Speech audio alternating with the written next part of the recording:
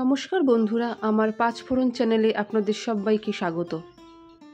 আশা করি আপনারা সবাই ভালো আছেন, সুস্থ আছেন।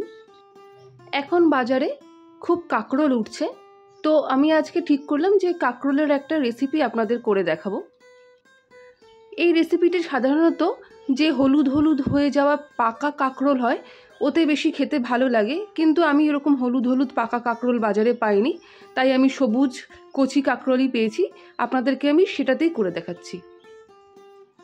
আমি 5টা কাঁকরোল নিয়েছি, আমি আগে থেকে ধুয়ে রেখে দিয়েছিলাম। কাঁকরোলগুলোকে ভালো করে ওপরের যে কাটা কাটাগুলো আছে ওগুলো ফেলে দিয়ে টুকরো টুকরো করে নেব। আর অন্যদিকে নিয়েছি হাফ মালা মতো নারকেল কোড়া। আমি বাড়িতেই হাফ মালা নারকেল নিয়ে নিয়েছি। 5টা নারকেল বলে পুরো গোটা নারকেল লাগিনি, আমার হাফ নারকেলেরই আমি গরম জল করে নারকেলের দুধটা বের করে রেখেছিলাম আগে থেকেই। এরপর আমি কাঁকরোলগুলোকে ছোট ছোট ডুমু ডুমু করে কেটে নিয়েছি। আপনারা যদি ইচ্ছা করেন আলু ভাজার মতন গোল গোল চাকতি চাকতি করেও কেটে নিতে পারেন। আর নিয়েছি 3-4টে মতন কাঁচা লঙ্কা। অন্যদিকে কড়াইতে 2 টিস্পুন মতন দিয়ে নিয়েছি সর্ষের তেল। এই রান্নায় কিন্তু খুব বেশি একটা সর্ষের তেল লাগে না, তাই তেল গরম হয়ে যাওয়াতে ওখানে হাফ চামচ মতন গোটা জিরে আর একটা গোটা শুকনো লঙ্কা আমি ফোড়ন দিয়ে নিলাম। ফোড়নটা ভাজা অবধি আমাদেরকে অপেক্ষা করতে হবে। ফোড়নটা ভাজা হয়ে গেলে আমি এর মধ্যে দিয়ে নেব যে আগে থেকে টুকরো টুকরো করে যে কাঁকরোল কেটে নিয়েছি সেই কাঁকরোলগুলো। কাঁকরোলগুলোকে মিডিয়াম ফ্লেমে আমাকে খুব ভালো করে ভাজতে হবে যতক্ষণ না ব্রাউন কালার আসে। আপনারা অনেকেই অনেক রকমভাবে কাঁকরোল খেয়েছেন, আপনারা একবার এরকমভাবে কাঁকরোল নারকেলের দুধ দিয়ে করে দেখবেন, একদম ভিন্ন স্বাদের লাগে এবং খেতেও কিন্তু খুব সুস্বাদু হয়। যাই হোক, এই কাঁকরোল ভাজতে ভাজতে আমি এর মধ্যে দিয়ে নিলাম হলুদ আর কাঁচা লঙ্কাগুলো, আর দিয়ে নিলাম পরিমাণ মতো নুন। এবার এইগুলো একসাথে খুব ভালো করে ভেজে নিতে হবে।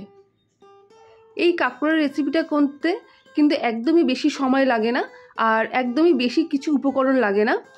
শুধু নারকেল থাকলেই হলো আর কাঁকরোল থাকলেই হলো। এইটুকু উপকরণ দিয়ে চটজলদি কিন্তু এই কাঁকরোল আর নারকেল দুধের রেসিপিটি করে নেওয়া যায়। আমার এইদিকে কাঁকরোলগুলো বেশ দেখতেই পাচ্ছেন লালচে লালচে মতন করে ভাজা হয়ে গেছে। লঙ্কাগুলো এইভাবে আপনারা কেটে কেটেও দিতে পারেন, আমি গোটা গোটা মাঝখান থেকে চিড়ে দিয়েছি। ঝালটা আপনারা আপনাদের নিজেদের ইচ্ছা মতন দিয়ে নেবেন।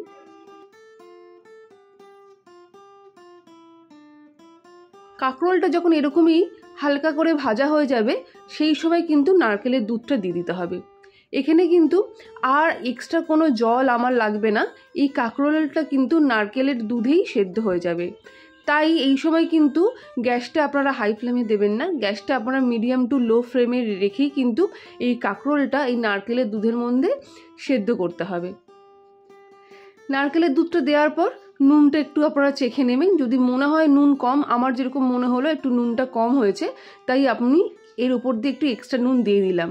দিয়ে মিডিয়াম ফ্লেমেই আমি কিন্তু ঢাকা চাপা দিয়ে কিছুক্ষণ রেখে দিয়েছি, মোটামুটি 5-7 মিনিট মতন। 5-7 মিনিট পর আমি ঢাকাটা খুলে দেখছি আমার কিন্তু নারকেলের দুধটা অনেকটাই টেনে এসছে, আর কাঁকরোলটা কিন্তু অনেকটাই সেদ্ধ হয়ে এসছে, কিন্তু পুরোপুরি সেদ্ধ হয়নি, তাই এটাকে কিন্তু সেদ্ধ করতে আরও খানিকক্ষণ সময় লাগবে।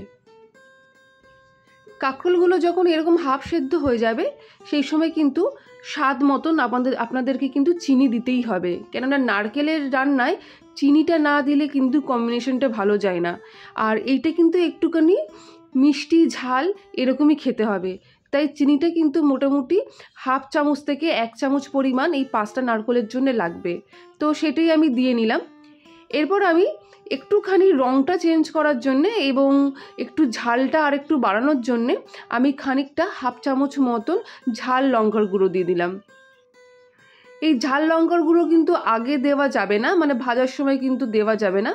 ঝাল লঙ্কার গুঁড়োটা কিন্তু এই কাঁকরোলটা সেদ্ধ হয়ে যাওয়ার পরেই দিতে হবে, এতে কিন্তু প্রপার কিন্তু ঝালের টেস্টটা আসে এবং চিনি মানে মিষ্টি আর ঝালের ব্যালেন্সটা কিন্তু প্রপারলি হয়। সময় আপনাদের একটা কথা বলে রাখি, দেখুন নারকেলের দুধে কিন্তু কাঁকরোলটা সেদ্ধ হয়েই গেছে, কিন্তু কাঁকরোলটা সেদ্ধ হয়ে যাওয়া মানেই কিন্তু আমাদের কিন্তু রান্নাটা কমপ্লিট নয়।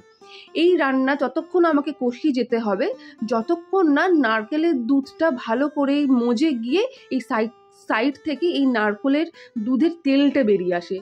দেখতেই পাচ্ছেন নারকেলের দুধটা কিন্তু ভালো করে কাঁকরোলের সঙ্গে মজে গিয়ে সাইড দিয়ে নারকেলের তেলটা আমার বেরিয়ে এসছে। আমাকে কিন্তু একদম সেই সময় অবধি অপেক্ষা করে যেতে হবে। যাই হোক, আমার নারকেলের তেল বেরিয়ে এসছে এবং রান্নাটা আমার কমপ্লিট। আর কিচ্ছু করার দরকার নেই, এবার কিন্তু পরিবেশনের জন্য রেডি। আমার এই রেসিপিটি কেমন লাগলো জানাবেন এবং নতুন বন্ধুদেরকে শেয়ার করতে বলবেন এবং সাবস্ক্রাইব করবেন। আমার পাশে থাকার জন্য ধন্যবাদ। নমস্কার।